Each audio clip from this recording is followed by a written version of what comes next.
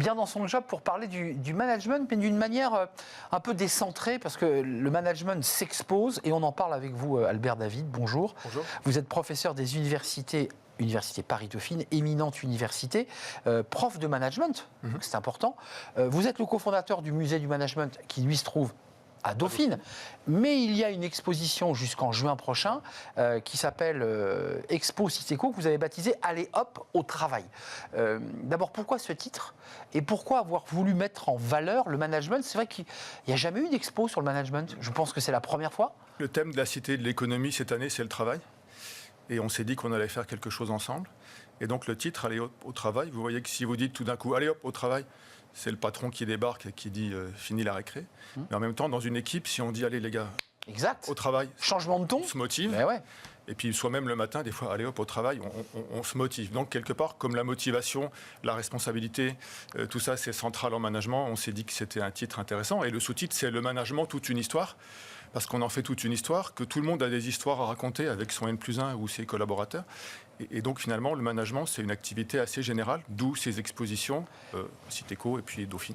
Mais Albert David, le management, j'ai le sentiment que c'est un peu comme la météo, tout le monde peut en parler, tout le monde se sent capable d'en parler, et en même temps c'est une science, en même temps il y a une expertise, et en même temps il y a des travaux de recherche et on n'en parle jamais. Vous êtes d'accord avec ça? On en parle parfois quand ça débouche sur des changements importants dans la société, et puis le management c'est une activité assez générale, c'est pas restreint à l'entreprise ou à une organisation professionnelle. Ouais, associatif, fédération. Exactement, associatif, même gérer sa famille quelquefois, c'est du management si on veut. Et curieusement, le management n'a pas toujours bonne presse. Quand un homme politique dit à un de ses collègues, mon cher ami, vous avez une conception purement managériale ou purement gestionnaire de l'action publique, ce n'est pas nécessairement un compliment. Alors que le langage courant, lui, curieusement, a gardé, si vous prenez gérer, quand vous dites t'inquiète, je gère, pour parler familièrement, ça veut dire j'assume, je prends la charge. Quand on dit les gars, vous avez géré sur ce coup-là, vous avez géré. Donc il y a une noblesse du terme qu'a gardé le langage courant que n'aurait pas gardé le langage professionnel ou politique. C'est curieux. Vrai. Mais comment vous expliquez, vous qui êtes professeur de management, donc qui j'imagine mettez en valeur toutes les théories, toutes les recherches les plus approfondies, comment vous regardez le mauvais regard qu'on porte sur ce mot management et j'ai envie de dire le manager? En fait, en français, manager, ça existait.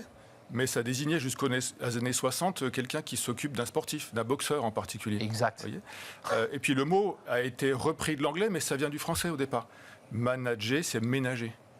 Et si vous dites en français de quelqu'un, il faut que je le ménage, c'est plutôt bienveillant, plutôt respectueux. Si vous dites il faut que je le manage, ça sent la reprise en main. Et donc, on a peut-être réimporté un peu de violence ou d'incompréhension en reprenant le terme qui a été ressorti par effraction du langage américain. Ouais, c'est vrai. Et en même temps, dans manager, il y a maneggiare en italien qui veut dire faire tourner des chevaux dans un manège pour les dresser. Donc il y a quelque chose comme de la socialisation, une forme de dressage, en tout cas prendre l'habitude d'une certaine rigueur. Et puis dans manager, il y a la main, mana, la main qui dirige, la main qui donne à faire. Donc si vous combinez le fait que manager, ce serait prendre soin, allouer ses ressources avec parcimonie, avoir du discernement, premier sens. Dresser au sens éduquer, former, apprendre les codes. Et puis donner à faire, l'art de faire faire en quelque sorte, c'est déjà plus intéressant. Et gérer, c'est pareil. On trouve dans des textes de l'Antiquité romaine la bonne gestion comme se disant d'une action réussie, juste et bénéfique à tous. Et si on avait médité ça un peu tous les jours depuis tout ce temps-là, peut-être qu'on aurait des pratiques un peu plus vertueuses. Mais parmi les trois définitions que vous avez posées sur la table, qui sont l'une vertueuse, l'une un peu plus sévère, l'une un peu plus ouverte avec la main, les managers, ou en tout cas les dirigeants d'entreprise, doivent plutôt s'orienter vers quel type de management? Parce qu'on a plutôt le sentiment que les collaborateurs attendent de l'écoute, de l'accompagnement et pas forcément de verticalité. Oui. Les leçons de l'expérience qu'on a et des recherches, c'est qu'il faut être capable de changer de registre quand c'est nécessaire, en réalité. Il y a un article célèbre des années 60 qui a été réédité des milliers de fois, qui s'appelle « Une fois de plus, comment motivez-vous vos employés ?» Et là-dedans, on explique que la carotte, le bâton, le coup de pied aux fesses, tout ça, ça peut marcher. Mais ce n'est pas là qu'on va vraiment motiver les gens. Bon, très bien. Ça date des années 70. C'est ça. C'est Herzberg, 1968, Harvard Business Review.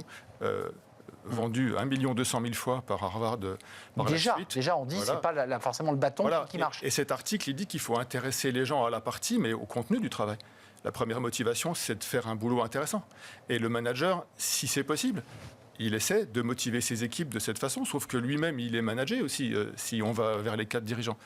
Et c'est une des difficultés, a priori, aujourd'hui. C'est est-ce que les managers ont à la fois les épaules pour porter la charge que ça représente aujourd'hui, ça, Et en même temps, est-ce que les contraintes qui pèsent sur leurs épaules ne sont pas parfois trop lourdes ou trop contradictoires? C'est ce qu'on entend. On parle du manager coach avant de nous quitter. Ça vous semble être un peu bullshit comme concept ou pas? Si on parle de manager coach, c'est qu'il y a une espèce de dialectique. On est peut-être allé trop loin dans l'autre sens Oui. ou pas assez dans celui-là. Donc ça dit, il faut écouter, il faut prendre l'énergie des gens, faire un peu d'aïkido en quelque sorte, pas vouloir tout gérer en top-down en quelque sorte. Passionnant. Allez au musée du management, ça c'est à Dauphine et c'est vous qui l'avez cofondé. Et puis Citéco, c'est à côté du parc Monceau, ancien bâtiment de la Banque de France, c'est facile à trouver. Allez hop au travail, l'affiche donne envie. Voilà. C'est plutôt le côté positif, allez hop. Allez hop, allez à Citéco voir cette exposition qui dure jusqu'au mois de juin. 1er juin. Donc on a encore quelques mois pour aller visiter cette belle exposition. Merci Albert David de nous avoir éclairé, c'est toujours passionnant, la sémantique, l'utilisation des mots, l'origine des mots. Merci, c'est un vrai plaisir de vous accueillir. On tourne une page, on s'intéresse au dialogue social. Tiens, le dialogue social avec un conclave, avec le débat sur les retraites, ça se passe pas très bien. Un rapport de la Cour des comptes, 2 experts me rejoignent pour faire le point sur ces enjeux du dialogue social. Je les accueille et c'est le Cercle RH.